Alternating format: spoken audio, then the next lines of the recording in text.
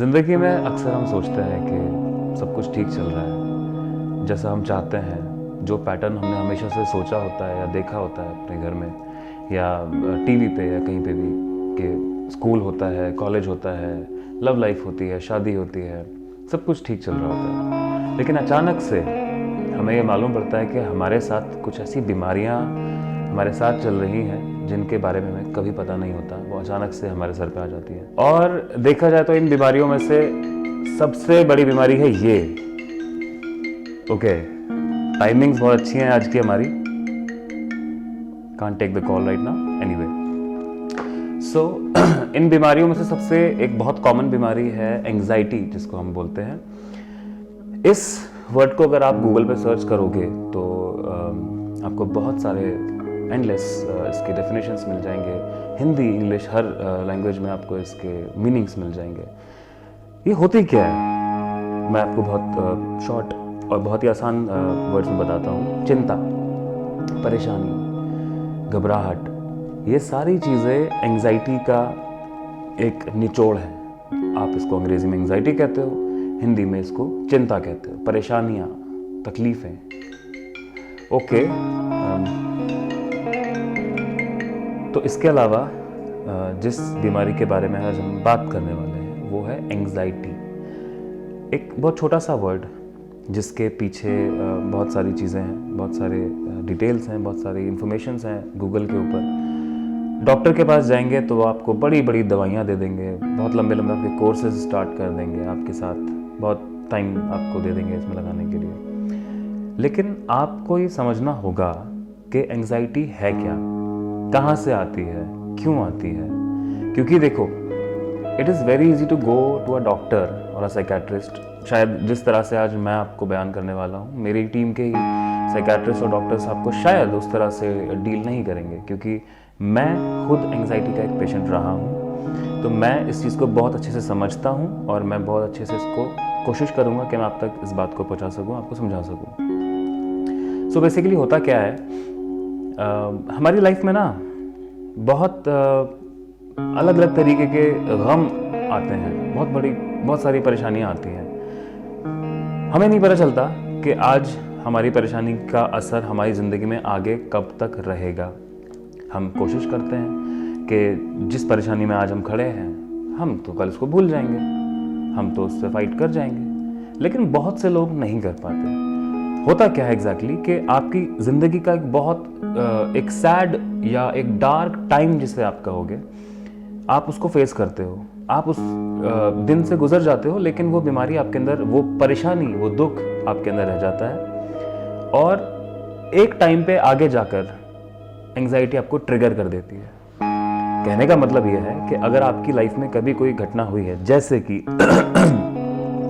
किसी loved ones की death, कोई बहुत बड़ी ट्रेजेडी आपकी लाइफ में, कोई बिजनेस में बहुत बड़ा लॉस जिसने आपके दिमाग पे बहुत गहरा असर किया हो, शायद आप उस दिन सरवाइव कर जाओगे, लेकिन ये बीमारी आपके साथ साथ चल देती है। और हाँ, 10 में से 8 लोगों को इस चीज़ की प्रॉब्लम देखी जाती है, रोज़ देखी जाती है। बहुत से लोगों को थोड़ी कम लेवल पे होती है, किसी को ज़्यादा होती है, लेकिन ये एग्जिस्ट करती है, कोई इससे नहीं बचा है। होता क्या है कि जैसे अचानक से घबराहट होना, कि फॉर एग्जांपल मेरा इंटरव्यू है, जॉब इंटरव्यू है, मुझे घबराहट हो रही है कि मेरा इंटरव्यू कैसा जाएगा, क्या होगा, मेरी जॉब नहीं लगेगी, मैं अपना घर कैसे चलाऊंगा, या मेरे स्कूल में मेरे अच्छे नंबर नहीं आए, मैं फेल हो जाऊंगा, मैं कैसे किसी को फेस करूंगा, या आप कुछ भी एक ऐसा सीन ले सकते हो। सबसे पहले तो आपको ये डिसाइड करना होगा कि आपको अपनी ऐसी किसी बीमारी से या ऐसी सिचुएशन से लड़ना भी है या नहीं। क्योंकि क्या होता है कि बहुत से लोग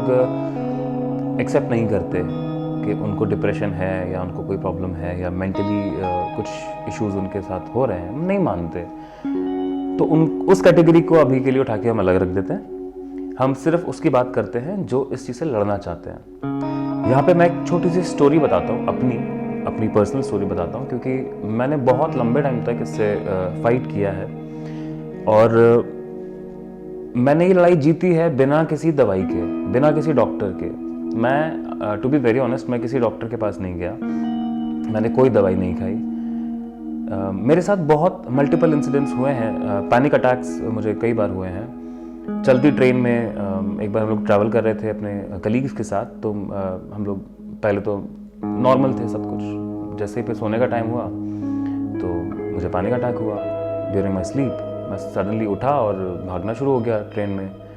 then I was crying, literally I was crying कि ऐसी बीमारी मुझे क्यों है, मैं दवाई लूँ या ना लूँ, या क्या करूँ। फिर उसके बाद एक बार मैं अपने ऑफिस वालों के साथ एक ट्रिप में गया हुआ था, तो वहाँ पर खामोशी थी, पिन ड्रॉप साइलेंस था, डार्कनेस थी, अंधेरा था पहाड़ों में। सब लोग एंजॉय कर रहे थे, फन कर रहे थे। मुझे घबराहट होनी शुरू हुई। फिर मैंने गाड़ी उठाई और मैं गया मार्केट, केमिस्ट ढूंढा, मैंने वहाँ पे दवाई पूछी तो उन्होंने देने से मुझे मना कर दिया। देन मैं वापस आया ये सोच करके पता नहीं क्या होगा, मुझे नींद कैसे आएगी, और मेरे दिल में घबराहट थी, मुझे शिवरिंग भी हो रही थी और मैं बहुत परेशान हो रहा था कि अब शायद इस रात की सुबह नहीं हो पाएगी। मेरे लिए वक्त रुक गया था। लेकिन जब मैं वापस गया तो मेरे एक दोस्त ने मुझे बोला कि मेरे पास कुछ पिल्स हैं जिनसे तुम्हें बहुत फ़ायदा होगा, तुम्हें अच्छी नींद आ जाएगी। तो मैंने वो दवाई ली और अपने पॉकेट में रख ली, मैंने वो खाई नहीं। और मुझे ये पता था, बहुत अच्छे से पता था कि अगर मैंने ये दवाई आज खा ली तो शायद मुझे दवाइयों की आदत पड़ जाएगी। क्योंकि ऐसे आप केसेस हमेशा देखते हो और सुनते भी हो कि बहुत से लोग दवाइयों पर ज़िंदा होते हैं, उनको आदत पड़ जाती है दवाई खाने की। वो सोते भी तब हैं जब वो स्लीपिंग पिल्स खा लेते हैं। तो इसीलिए मैंने ये फ़ैसला लिया था कि मैं अपने आप को एक एक्सट्रीम लेवल तक पुश करूँगा और देखते हैं कौन जीतता है, बीमारी या मैं दवाइयों का सहारा नहीं लेना चाहता था। मैंने वो दवाई ली, अपने पॉकेट में रख ली और कुछ ही घंटों में मुझे बहुत अच्छी नींद आई। और उसके बाद मैं वहाँ पे 4 दिन और रहा और उन 4 दिनों में मुझे कोई अटैक नहीं पड़ा और ना ही मुझे कोई बीमारी हुई। Before I end this video here, I want to tell you a very short thing कि आपके सामने कोई बीमारी आपसे ज़्यादा नहीं है। सिर्फ आप इस बात को अपने दिमाग में बिठा लो कि आप और आपकी विल पावर मिलकर ऑलमोस्ट हर तरीके की परेशानियां और बीमारियों से लड़ सकते हैं।